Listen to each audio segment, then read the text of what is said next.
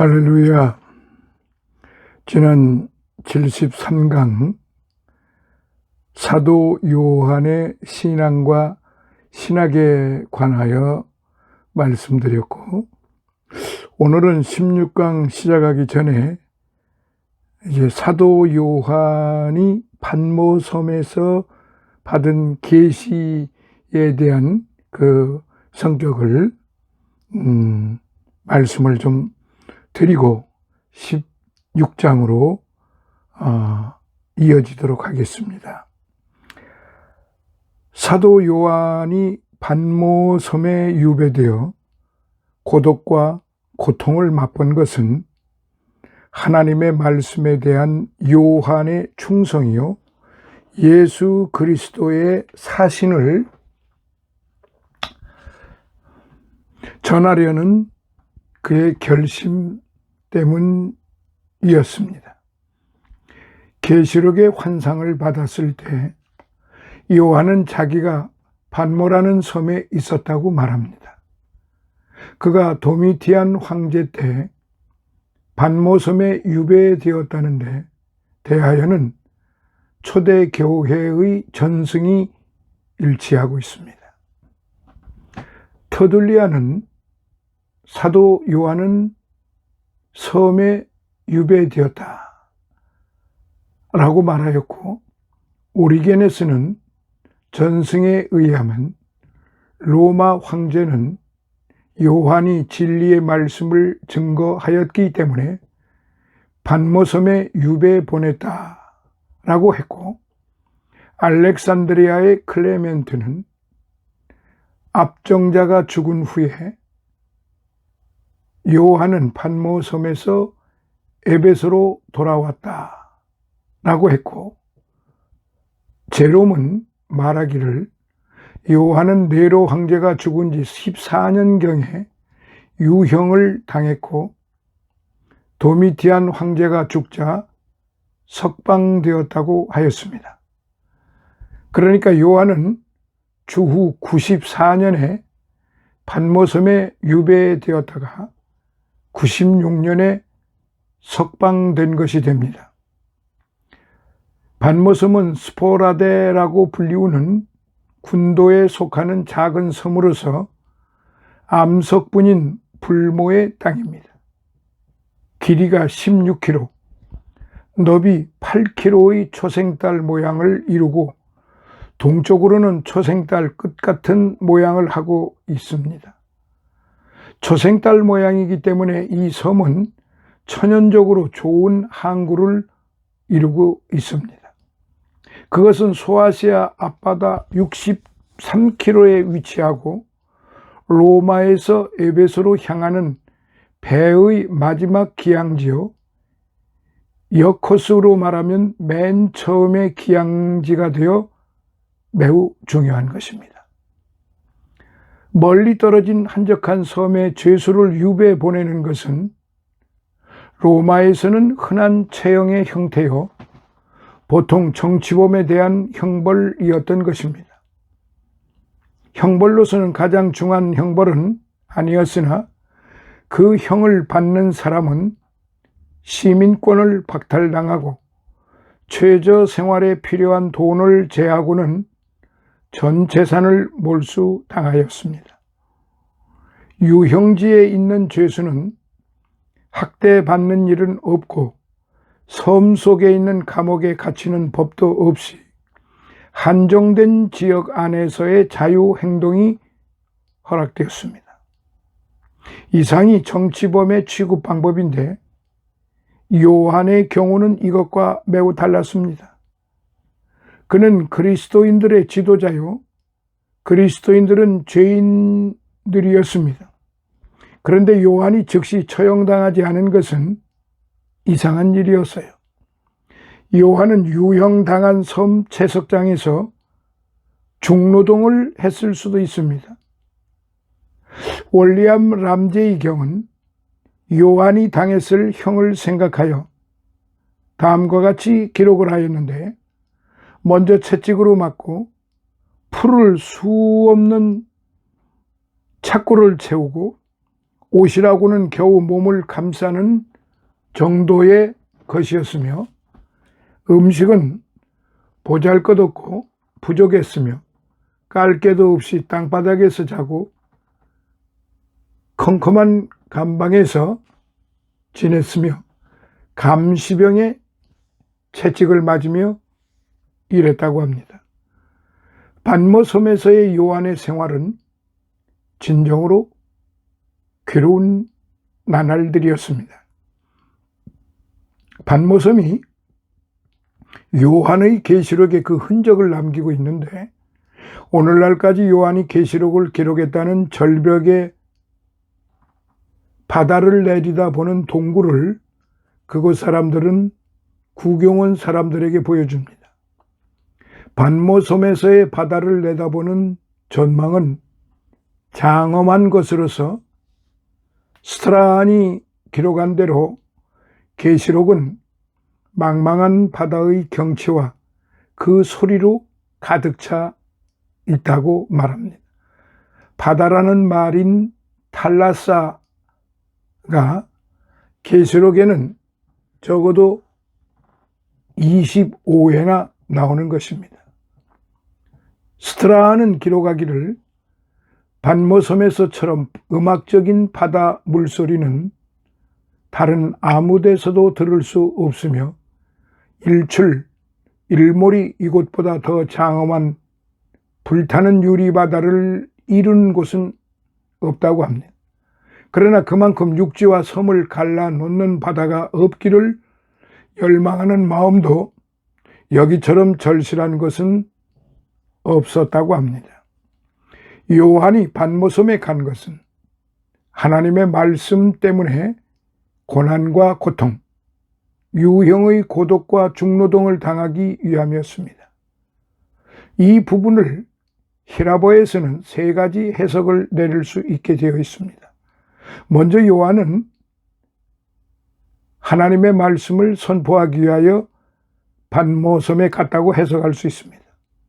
또한 하나님의 말씀과 계시의 환상을 받기 위하여 반모섬에 홀로 머물게 되었다고도 할 수 있습니다. 어쨌든 요한의 반모섬에 유배되어 고독과 고통을 맛본 것은 하나님의 말씀에 대한 요한의 부동의 충성이요 예수 그리스도의 사신을 전하려는 그의 결심 때문이었습니다. 여기서 예수 그리스도의 사신이라는 말은 예수 그리스도의 그 말씀을 전하려는 그렇게 해석을 하면 되겠습니다. 그래서 이제 요한계시록 1장 9절로부터 20절을 보면은 주의 날에 반모섬에서 요한이 계시를 받았습니다. 예수 그리스도의 제자 중에 한 사람인 사도 요한이 만년에 받은 계시의 첫 장을 소개함으로 은혜를 받고자 하는데요. 요한은 예수님으로부터 특별한 사랑을 받은 세 제자 중에 한 사람입니다. 요한의 나이는 예수님보다 약 10살이라 아래인 젊은 제자였습니다. 그의 아버지는 세베다인데 많은 사꾼을 둔 부호였습니다. 요한의 어머니는 예수님의 어머니 마리아와 형제가 되는 살로메였습니다. 요한은 아버지와 함께 어부 생활을 하다가 예수님의 제자가 되었습니다. 예수님께서 십자가를 지실 때 제자들은 다 흩어졌습니다. 예수님께서 죽은 자 가운데에서 다시 살아났을 때 제자들은 다시 모였습니다. 오순절 성령을 받음으로 주께로 받은 사명을 다하기 위해 충성을 다했습니다. 요한의 형제 야고보가 제일 먼저 순교를 당했습니다. 제자들은 또다시 사방으로 흩어졌습니다. 유다, 가룟 유다가 아닌 유다는 시리아로, 마태는 페르시아로, 도마는 인도로 들어가 복음을 전파했습니다. 기독교의 박해가 시작된 것은 유대 나라 안 유대인 사이에서 처음으로 일어났습니다. 다 같이 여호와 하나님을 섬기면서 예수를 구세주로 믿고 받아들이는 크리스천과 하나님은 믿되 예수는 믿지 않는 유대인 사이에 충돌이 일어난 것입니다. 의견의 대립은 충돌을 일으키고 충돌과 갈등은 마침내 한 사람의 희생자 스데반의 순교를 가져왔습니다. 이것을 계기로 기독교는 유대의 국경을 뛰어넘어 이방 땅으로 요원의 불길처럼 번져갔습니다. 그러나 이방이라고 해서 기독교를 무작정 받아들인 것은 아닙니다. 이방에도 기독교의 전진을 막는 요소가 산재해 있었습니다. 각기 다른 언어와 풍속과 사상과 전통이 기독교의 발전을 둔화시켰습니다. 그 중에 가장 큰 장벽은 로마의 황제 숭배 사상이었습니다. 로마는 당시 세계의 절대 권력을 장악하고 있었습니다. 로마의 황제는 신격화되어 식민지 국민에게 경배를 강요했습니다.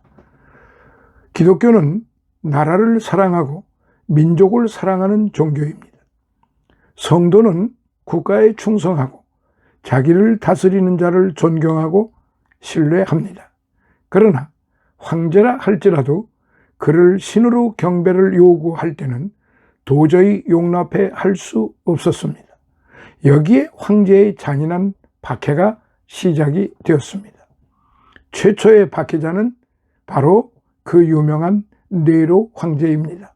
주 313년 콘스탄틴 대제가 기독교를 국교로 선포하기까지 200여 년 동안 10대 황제, 즉 네로, 도미티안, 트라얀, 마르쿠스, 아울레우스, 세빌러스, 막시무스, 데치우스, 발레리아누스, 디오크레티아누스의 잔인하고 포악한 핍박이 10명의 황제를 거치면서 계속이 되었던 것입니다. 네로는 역사상 가장 잔인한 폭군이었습니다. 그는 태우, 은사, 현인할 것 없이 마구 학살했습니다. 주 62년 로마시의 대화재가 일어났을 때 그 화재의 책임을 기독교 성도들에게 전가시켜 무수한 성도들을 학살했습니다. 로마의 원형극장은 이것을 입증하는 살아있는 역사의 증거입니다. 네로의 박해로 기독교는 두 개의 큰 별을 잃었습니다. 베드로는 64년경에, 바울은 67년경에 이때 순교를 받았습니다. 바울과 베드로가 순교했을 때 하나님의 교회를 지킬 사도는 오직 한 사람, 12명 중에서 사도 요한뿐이었습니다. 사도 요한은 주 63년경 에베소로 갔습니다. 박해의 열풍은 계속 불어왔어요. 네로의 박해는 광적이고 질풍노도와 같았습니다. 그러나 그것은 비조직적이고 국부적이었습니다. 네로의 뒤를 이은 도미티안의 박해는 조직적이고 전면적이었습니다. 그리스도의 제자라면 마지막 하나까지 색출해내어 자기 앞에 무릎을 꿇게 하려고 했습니다. 요한은 지중해 가운데 있는 반모섬으로 귀향을 갔습니다. 반모섬은 에베소에서 로마로 가는 배가 기항하는 유일한 섬입니다. 에베소에서 35마일 되는 해상, 섬의 길이는 8마일, 폭은 4마일, 바위와 화산의 언덕으로 된 거친 섬이었습니다. 로마 정부는 흉악한 정치범들은 이 섬으로 귀향을 보냈습니다. 요한은 반모섬에 유배를 당했어요. 여기에 하나님의 사람 사도 요한의 고독이 있습니다. 그는 젊은 나이에 예수님을 따랐습니다. 그의 부모는 선생을 보고 아들의 성공을 기대했습니다. 그 기대가 예수 십자가의 죽음으로 수포로 돌아갔습니다. 요한에게는 스승도 가고 부모도 갔습니다. 그는 일평생 외롭고 괴로운 사람을 도우며 살아왔건만 그가 외로움을 당했을 때 찾아오는 사람이라고는 한 사람도 없었습니다. 마지막 십자가는 혼자서 져야 한다는 것을 요한은 너무도 잘 알고 있었습니다. 예수 그리스도께서 그러했고 베드로가 그러했고 그의 형 야고보가 그렇게 최후를 마쳤던 것입니다. 이제는 자기 차례라는 것을 요한은 잘 알고 있었습니다. 요한은 지금 백발 노인입니다. 예수님 십자가에 죽으실 때 20살이었다 하더라도 지금 주후 95년경 요한은 80이 넘은 노인입니다. 주일날이 되었습니다. 에베소 교인들이 보고 싶었습니다. 예루살렘 교인들이 보고 싶었습니다. 강단에 서서 주의 말씀을 외치고 싶었습니다. 교인 한 사람, 제자 한 사람 찾아올 수 없는 곳입니다. 말씀을 들을 이도 없고 말씀을 전파할 대상도 없었습니다. 요한은 외롭고 고독했습니다. 반모섬에는 지금까지도 계시의 동굴이라는 전설의 동굴이 있다고 합니다. 요한은 동굴 속에 엎드려 기도했습니다. 등 뒤에 와 부딪히는 파도 소리를 들으면서 말입니다. 그때 그는 성령의 감동하심을 입어 계시를 보았습니다. 그의 뒤에서 나팔 소리 같은 큰 음성이 들려왔습니다. 너 보는 것을 책에 써서 에베소, 서머나, 버가모, 두아디라, 사데, 필라델피아, 라오디게아 7교회에 써 보내라. 너무도 놀라운 음성이었습니다. 요한은 자기에게 말한 음성을 알아보려고 몸을 돌이켰습니다. 그때 요한은 또 다른 한 장면의 형상을 보았습니다. 그분은 7 금초대 사이에 서 계셨습니다. 발에 끌리는 옷을 입고 가슴에 금띠를 띄었습니다. 그의 머리와 털은 눈과 같고 양털과 같았습니다. 그의 눈은 불꽃 같았습니다. 그의 발은 풀무에 연단한 빛난 주석 같았습니다. 그의 음성은 많은 물소리 같았습니다. 그의 오른손엔 7뼈를 잡았고 그의 입에는 날선 검이 나오고 그의 얼굴은 해가 힘있게 비추이는 것 같았습니다. 이분이 누구일까? 인자, 곧 예수 그리스도이셨습니다. 그분은 스스로 자기가 누구라는 것을 밝혔습니다. 17절에 가라사대 두려워 말라. 나는 처음이요 나중이라. 나는 산자라. 전에 죽었다가 살아났노라. 나는 영원토록 살아있어 사망과 음부의 열쇠를 가졌노라. 이는 곧 예수 그리스도 만인의 구세주이신 것입니다. 예수 그리스도는 왜 이런 현상으로 나타나셨을까요? 이것들은 모든 의미를 내포한 상징입니다. 발에 끌리는 옷은 제사장의 옷입니다. 가슴에 금띠는 제왕의 왕권을 뜻합니다. 머리털의 희기가 양털 같고 눈 같다는 말은 성결과 영원성을 말합니다. 불꽃 같은 눈은 그의 전지전능, 주석 같은 발은 그의 심판, 많은 물소리 같은 음성은 불가항력의 권위, 그의 입에서 나오는 양날선 검은 말씀, 그리고 그의 오른손에 7뼈를 잡았다는 말은 7교회의 사자들을 그의 오른손에 장악하고 있다는 말입니다. 계시록에는 7이라는 숫자가 자주 나옵니다. 그래서 7교회, 7별, 7금초대, 7령, 즉 7은 완전수요, 7은 거룩한 수다. 7촛대, 곧 7교회라는 말은 비단 아시아에 있는 7교회만을 가리키는 것이 아니라 모든 시대, 모든 교회의 총체를 가리켜 7교회라고 합니다.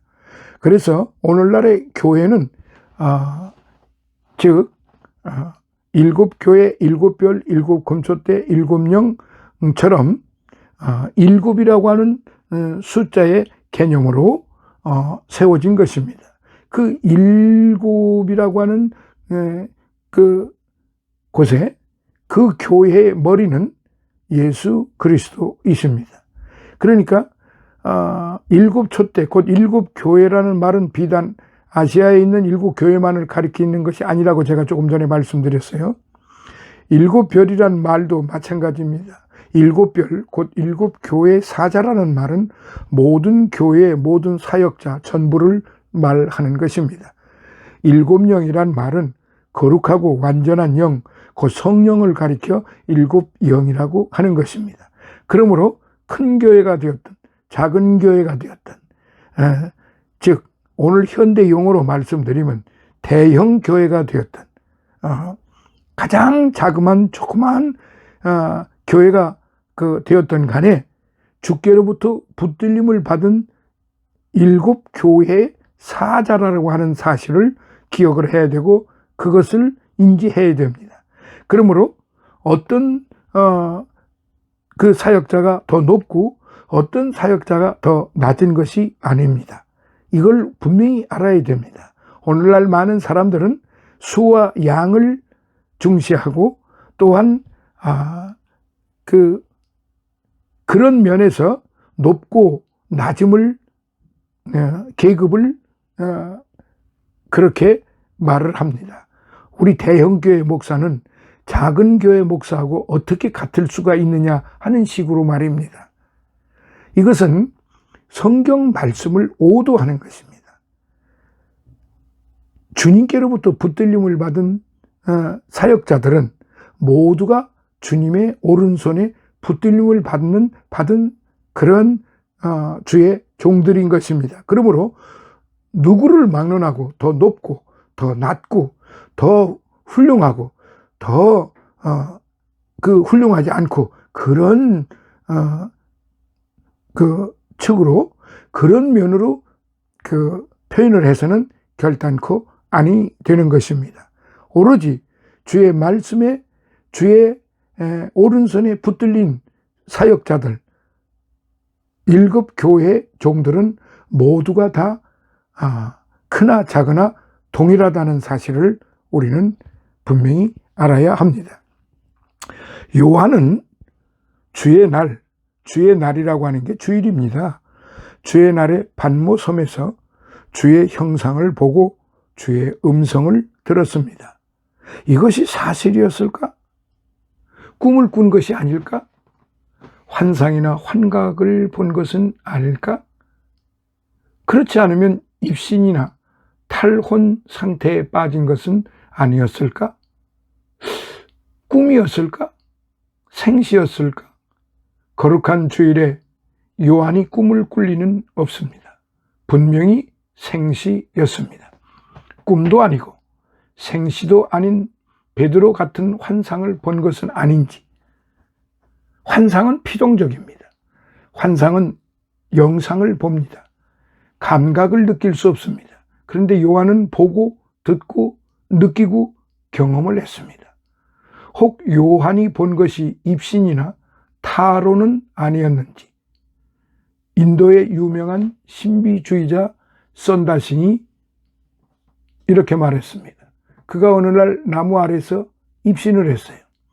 입신이 되면 자의식을 상실합니다. 썬다신이 입신에서 깨어났을 때 온몸이 벌에 쏘여 퉁퉁 부어 있었다고 합니다. 또 한 번은 어느 교회 아침 기도회를 인도해 줄 것을 약속했습니다. 그는 그날 새벽 5시에 일어나 기도하는 중에 입신했습니다.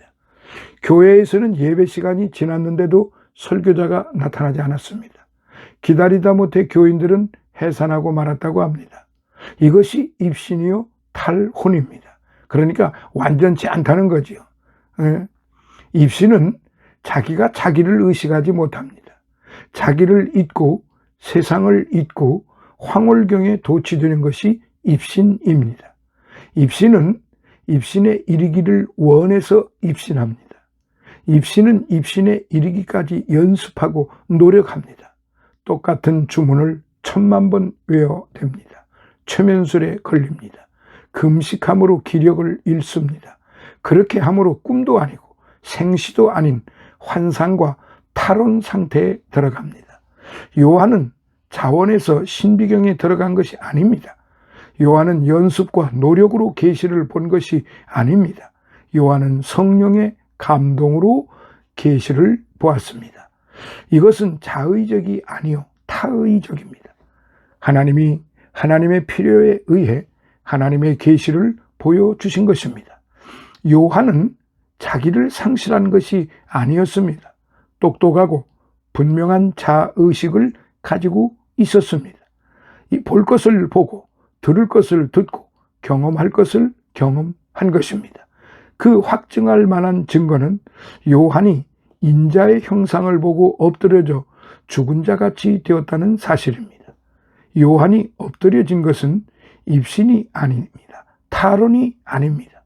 요한이 엎드러진 것은 그리스도의 위엄 앞에 자신의 무능, 그리스도의 성결함에 대해 자신의 불결함을 깨닫고 감히 고개를 들 수 없었기 때문입니다.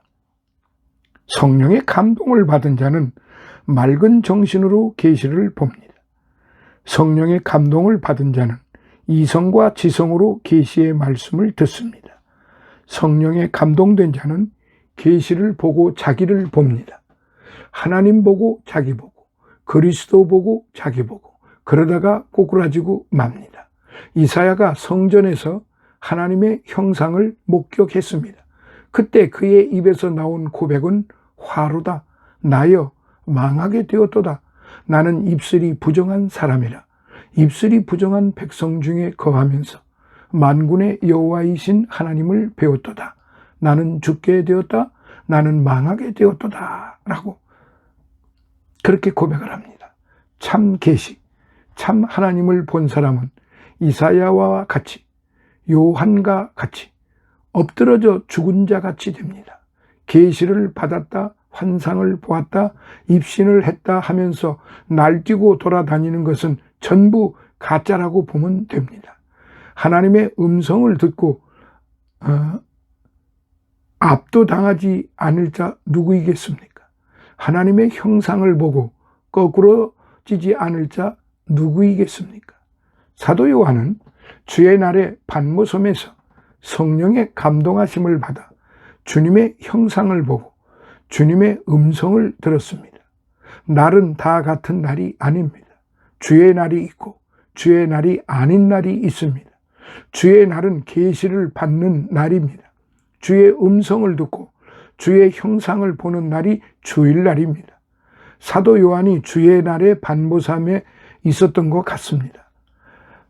성도는 주의 날에 주님을 만날 장소에 있어야 하는 것입니다. 주의 날엔 세상과 거리를 두어야 합니다. 세상 소리 들리지 않는 곳으로 자리를 옮겨야 합니다. 외딴 섬과 같이 고립되고 독립된 자리로 나가야 합니다. 다 잊어버려야 합니다. 다 제쳐놓아야 합니다. 오직 한 가지, 하늘로부터 들려오는 주님의 음성에만 귀를 기울여야만 합니다. 오직 한 분 예수 그리스도의 형상을 담기 위해, 그의 마음을 담기 위해 계시의 동굴 앞에 엎드려야 됩니다. 정신 똑바로 차리고 생생한 자의식을 가져야 됩니다. 신에 취한 기분으로 황홀경을 헤매듯 하지 말아야 합니다. 그러다가는 절벽에서 떨어지고 맙니다.